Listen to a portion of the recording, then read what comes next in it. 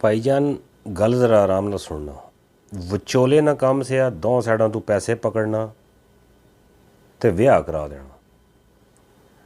वसने आह्ले कारोबार विच करतूत चंगे चाहिए, तो जिसले करतूत माड़े होण ना तो वसना नसीब नहीं होना। विचोले ना कम से असैंबली तक लैके जाना, उन्हें जाके उत्थे बिठा दिता।